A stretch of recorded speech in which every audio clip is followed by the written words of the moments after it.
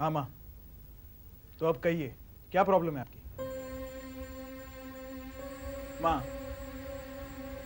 अगर आप कुछ बताएंगे नहीं तो मुझे कैसे पता चलेगा आपके दिल में क्या है? देविका, राज तुमसे कुछ कह रहा है, उसे बताओ कि तुम्हारे दिल में क्या है। कुछ नहीं है मेरे दिल में, उसे कह दो मेरे दिल की परवाह करने की जरूरत नहीं है। ऐसा कैसे हो सकता है माँ? आपके बिना इस घर में कभी कुछ हुआ है क्या? हुआ नहीं तो अब हुआ करेगा। मैं सब जानती हूँ। उस लड़की के प्यार ने तुम्हें इतना अंधा बना दिया कि तुम्हें अब माँ की जरूरत ही नहीं रही। ऐसा कुछ नहीं है माँ। कुछ कहने की जरूरत नहीं है। जब मैं खुदकुशी कर रही थी तब तुमने मुझे रोका नहीं, उल्टा कह दिया कर लो। तो किया क्यों नहीं?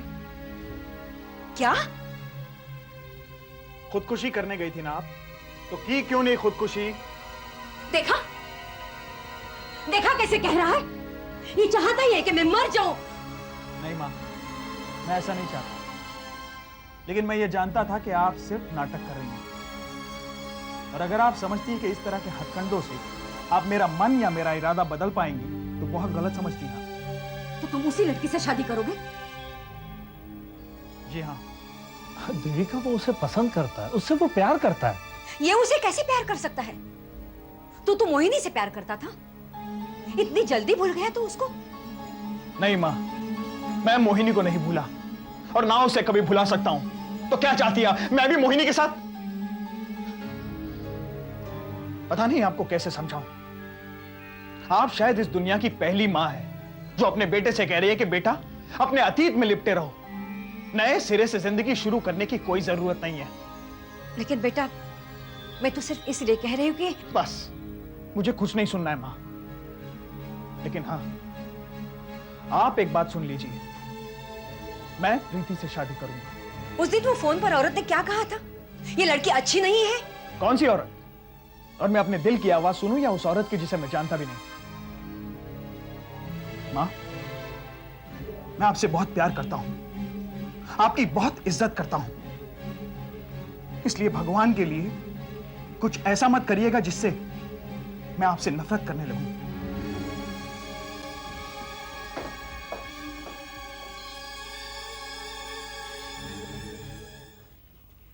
अरे गोविंद, लो दवा खा लो। मैंने खा ली। कब? झूठ मत बोलो।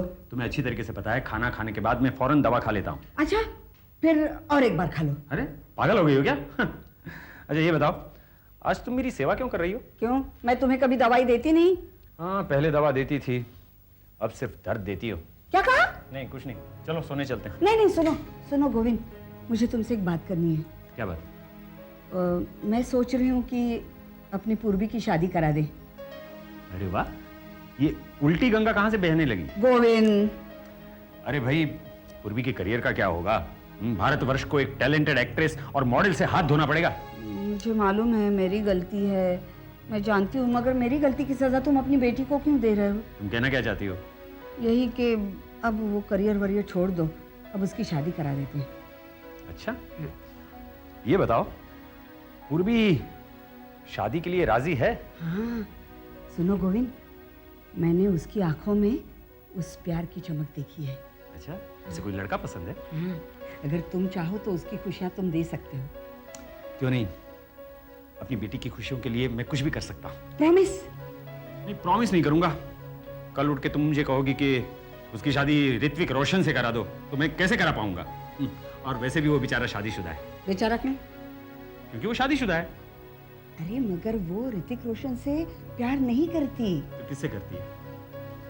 अमित से। अमित से? क्यों? अभी तो तुमने कहा तुम बेटी की खुशी के लिए कुछ भी कर सकते हो। अरे लेकिन ये कैसे हो सकता है? तुम अच्छी तरीके से जानती हो कि नैना और अमित की शादी तय हो चुकी है। सुनो गोविंद, समझने की कोशिश करो, वो अमित से प्यार करती है। क्या?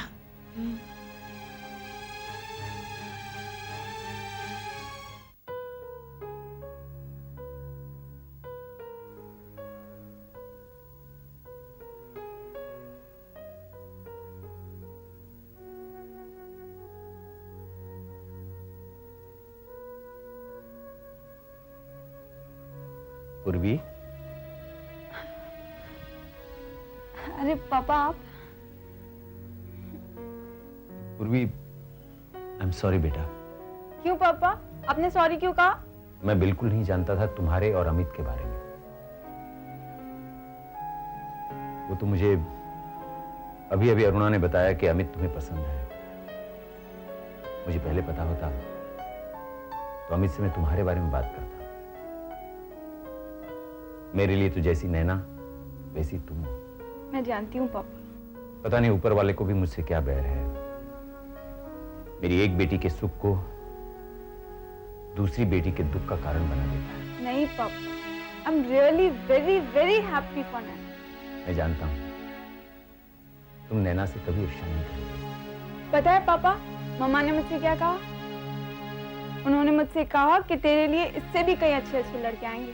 तुम्हें उसी वक्त मुझसे बात कर लेनी चाहिए थी। अरुणा तो अपनी ख्वाबों की दुनिया में ही रहती है और तुम्हें भी तरह तरह के सपने दिखाती रहती है जो शायद कभी पूरे ना हो। पूर्वी, मैंने अपने आप को इतना असहाय कभी नहीं पाया।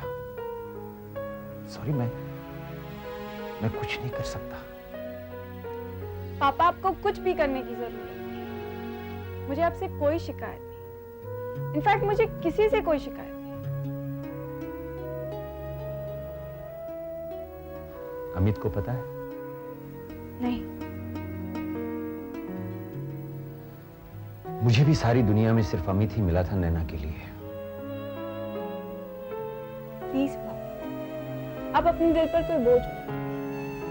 मैंने अपने आप को समझा। मुझे नैना से कोई शिकायत नहीं। I respect and I respect him.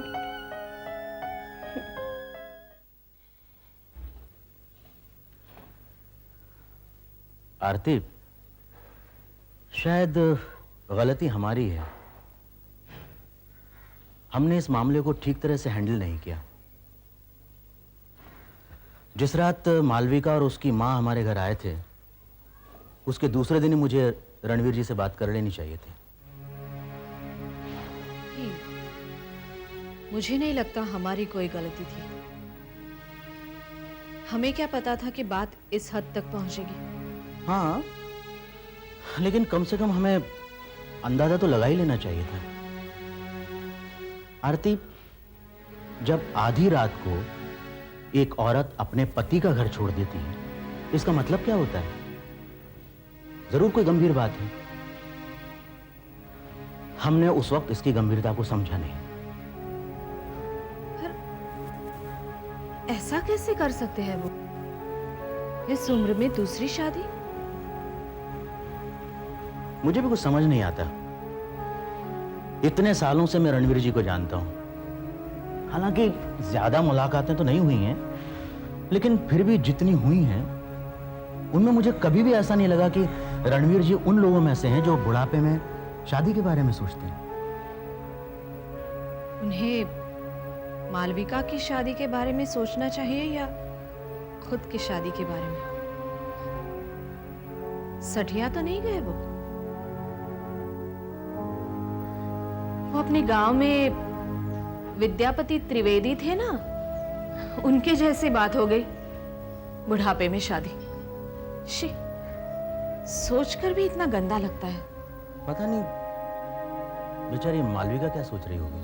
मुझे तो मालविका से ज्यादा रेवती बहन की चिंता हो रही है। आप नहीं जानते वो अपने पति से कितना प्यार करती है। कितनी खुश थी वो।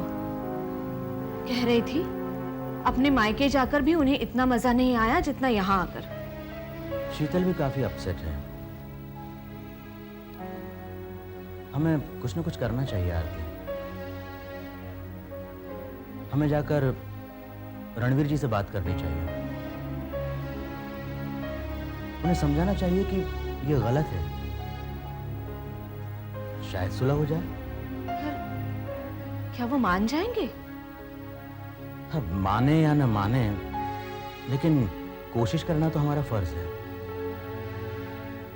बल्कि मुझे तो लगता है कि मालविका और उसकी माँ ने जो गलती की है, उसे अगर कोई सुधार सकता है तो वो हम हैं। और फिर ऐसी स्थिति में अगर मालविका ने एक हाथ गलत निर्णय ले लिया तब तो समस्या और भी बढ़ जाएगी। हाँ, मुझे तो इस मालविका से ही डर लगने लगा है। पता नहीं क्या क्या सोचती रहती है और कैसे कैसे फैसले करती है। जी चाहता है जाकर 2 चांटे लगाऊं और कहूं कि देख, तेरी बेवकूफी की वजह से ये सब हो गया है। I don't know what to tell you. अरे आप इतनी मोटी तनख्वाह पाते हैं और ये काम कर रहे हैं आप? फिर हर छोटी छोटी चीज के लिए मुझे क्यों आना पड़ता वहां? I will not come. No. Somehow you manage. I don't know how you will do it. Incompetent. Fool. क्या हुआ किशोर, इतने डिस्टर्ब क्यों हो? Disturb? नहीं तो आई एम फाइन। देखो, मैं एक मीटिंग के लिए जा रही हूँ, देर से लौटूंगी। अरे पर हम लोग आज पिक्चर जाने वाले थे ना? नहीं, आज पॉसिबल नहीं होगा। पर पिक्चर का प्रोग्राम तो तुमने ही बनाया था। हाँ, मैंने बनाया था, लेकिन अचानक मीटिंग आ गई है तो मैं क्या करूँ? ये पहली बार नहीं हो रहा है। जब भी हम लोग कुछ तय करते हैं ना तो you come out with some other problem. क्या हुआ किशोर? अचानक बहस करने का मूड कैसे बन गया तुम्हारा? देखो हम लोगों ने तय किया था ना कि रेणु को ज्यादा से ज्यादा वक्त देंगे। हाँ, तो दे तो रहे हैं। ये ऐसे पिक्चर का प्रोग्राम था, कैंसिल कर दिया। हाँ। मेरी रेणु के साथ बात हो गई है। अगर उसे कोई प्रॉब्लम नहीं है तो तुम्हें क्या प्रॉब्लम है? तुम ठीक तो हो ना किशोर? I'm all right. I'm all right. I'm just worried about my daughter. देखो किशोर, तुम समझ नहीं रहे हो। अरे मैं भी पिक्चर का प्रोग्राम कैंसिल नहीं करना चाहती थी, अब लेकिन झूठ मत बोलो प्लीज। अरे मैंने कभी झूठ बोला है आज तक? मुझे क्या पता? कैसी सेंसलेस बात कर रहे हो तुम? क्यों? 24 घंटे में तुम क्या क्या करती हो मुझे पता हो सकता है? Kishore, are you okay? I am okay. और बार बार मत पूछो are you okay, are you okay? I am okay.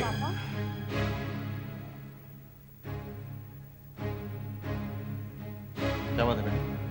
कुछ नहीं।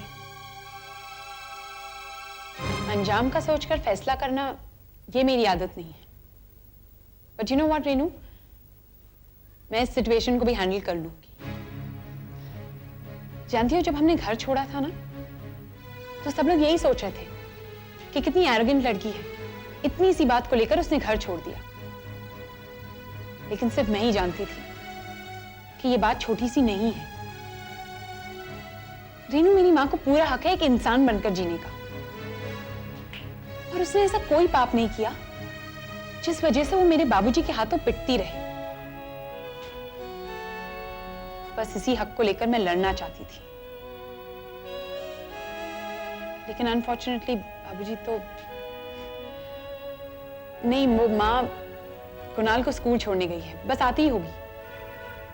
हाँ, मैं बात करूंगी। Thanks a lot, bye.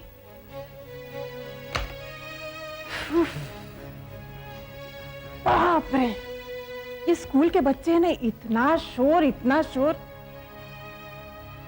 कुछ सालों पहले जब तुझे स्कूल छोड़ने जाया करती थी ना, वो सारी यादें ताजा हो गई। अरे पर आज तो कुणाल बिल्कुल मान ही नहीं रहा था। आधे रास्ते से ही कहने लगे, आंटी आप जाओ मैं चला जाऊंगा, आंटी आप जाओ मैं चला जाऊंगा। मैं भी अड़ गई। मैंने कहा, बच्चे आज तो मैं तुझे क्लास तक छोड़ के ही आऊंगी। इतना डर गया बेचारा। और पता है, वो जो स्कूल के बाहर जो इमली वाला बैठता है, मैंने उससे 2 रुपए की इमली और बेर ला के खाई। बहुत मजा आया। माँ, आप ठीक तो हो? क्यों, क्या हुआ? मतलब कि इतना सब कुछ हो गया और फिर भी आप पर कोई असर नहीं है?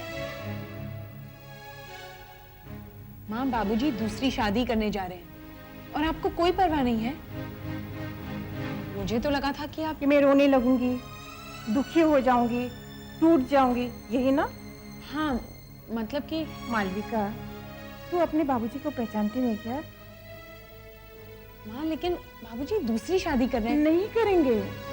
मैं उन्हें 25 सालों से जानती हूँ, और इन 25 सालों में उन्होंने कभी किसी दूसरी औरत की तरफ आंख उठा के देखा तक नहीं, किसी दूसरी औरत के बारे में बातें भी नहीं की, और अभी दूसरी शादी करेंगे। लेकिन माँ... पता है बेटी, पल भर के लिए मैं भी डर गई थी। मुझे भी ऐसा लगा मेरी दुनिया का अंत हो गया है। लेकिन फिर मैंने जब सोच के देखा ना, और देखा कि तेरे बाबूजी ने ऐसा कुछ नहीं किया जिससे मुझे लगे कि वो दूसरी शादी कर रहे हैं, तो मैंने भी दूसरे कामों में अपना मन लगाया। कुणाल को स्कूल ले जाने लगी, घर के कामों में हाथ बटाने लगी। माँ, पता है बेटी, तेरे बाबूजी ऐसा क्यों कर रहे हैं? वो चाहते कि हम लोग जल्द से जल्द घर वापस आ जाएं।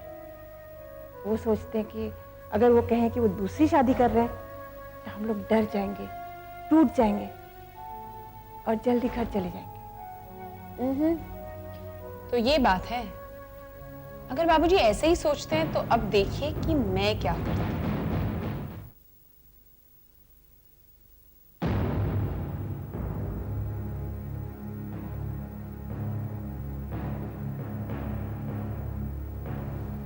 कहाँ चली?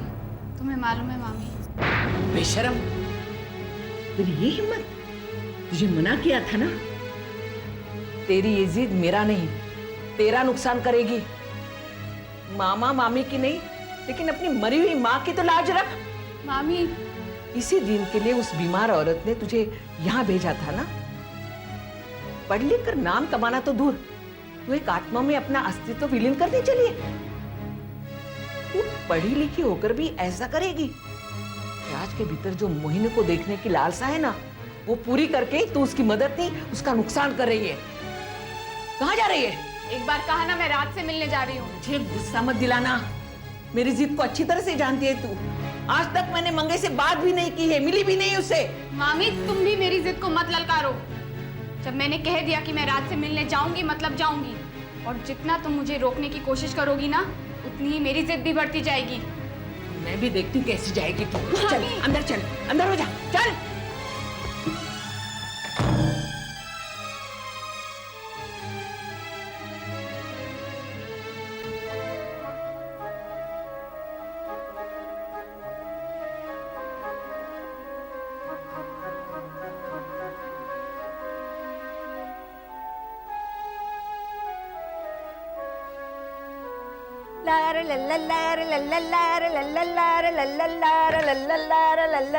ये क्या हाथ में गिलास लेके बैठे हो? तबीयत ठीक नहीं है? नहीं, कुछ नहीं। लो केक काटो। अरे तुमने पूछा नहीं मैं किस लिए केक लाई हूँ? इसलिए नहीं, पहले तुम बताओ तुम किस लिए परेशान हो? बस यूं ही। स्नेहलता की याद आ रही है? I mean, नैना के बारे में सोच रहे हो? अरे इसका 50% अगर पूर्वी के बारे में सोचते तो आज ये नौबत नहीं आती। What do you mean? You know what I mean.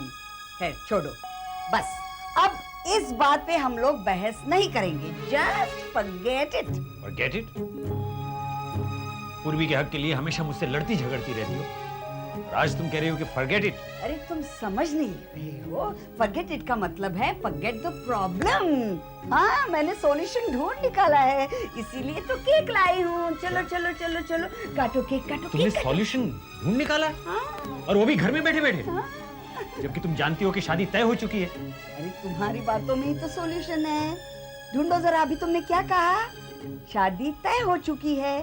शादी तय हुई है, हो तो नहीं गई, टूट भी सकती है। अरुणा! तुम्हारे दिमाग में ये ख्याल कैसे है? हाँ? तुम्हारी हिम्मत कैसे हुई मुझे ये सलाह देते हुए कि शादी टूट भी सकती है? अरे मैंने पूर्वी के लिए कहा। You shut up! You shut up! पूर्वी की आड़ में तुम नैना के साथ दांव-पेच खेलना चाहती हो? जी तो चाहता है कि मैं तुम्हें... अभी भी संभल जाओ। मैं कहता हूँ अभी भी संभल जाओ अरुणा, वरना I'll kill you. I am telling you one day I will kill you, and I mean it. Understand? I mean it.